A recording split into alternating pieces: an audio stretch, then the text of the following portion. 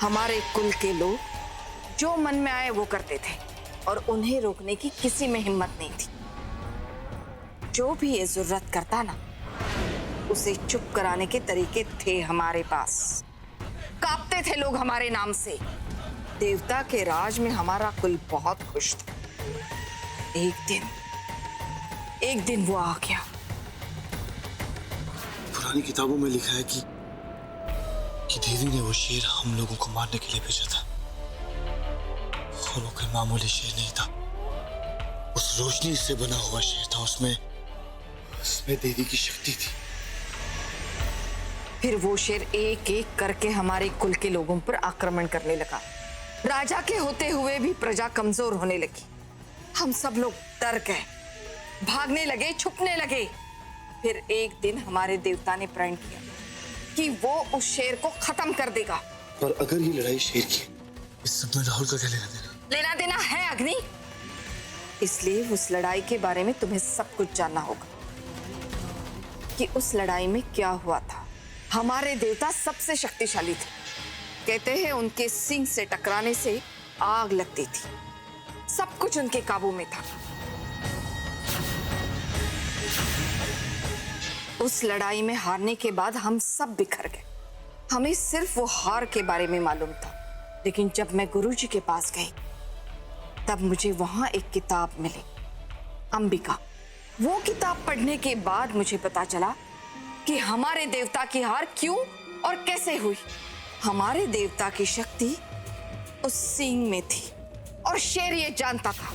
देवता को कमजोर बनाने का सिर्फ एक ही तरीका था, उनके सींग को तोड़ना, और शेर ने वही किया।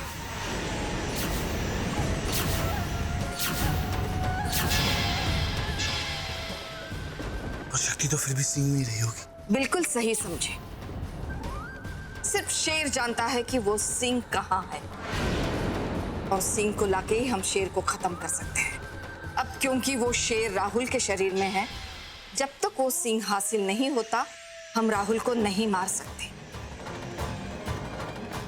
मैं राहुल से तो सींग बहुत आसानी से ला सकता हूँ। मानवी को उठवा लेता हूँ।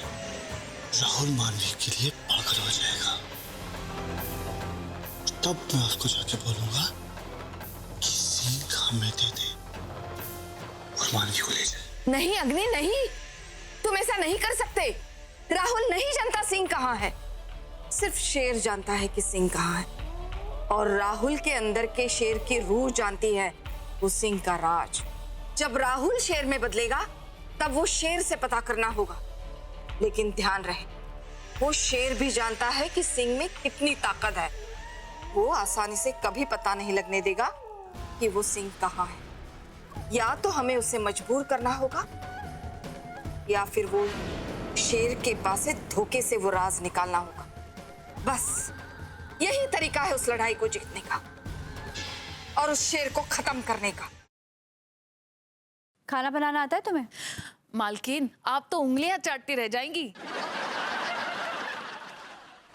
और क्या क्या काम आता है? नाच लेते हैं।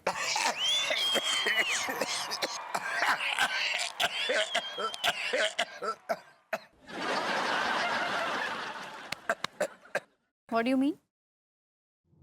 बिल्कुल ऐसे ही हमको चोट लगी।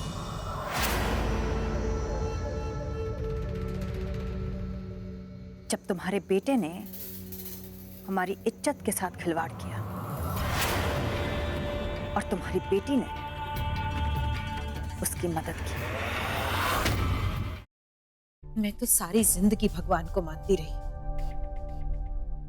लेकिन फिर भी इस घर ने कितना कुछ झेला।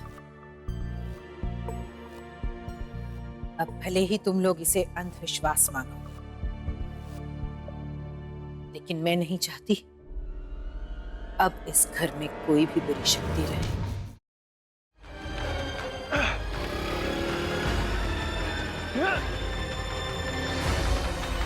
सर! रुक! रुक! रुक! अरे मारना है तो सामने से मार! इस तरह छुप के वार करने में कोई मर्दानगी नहीं है।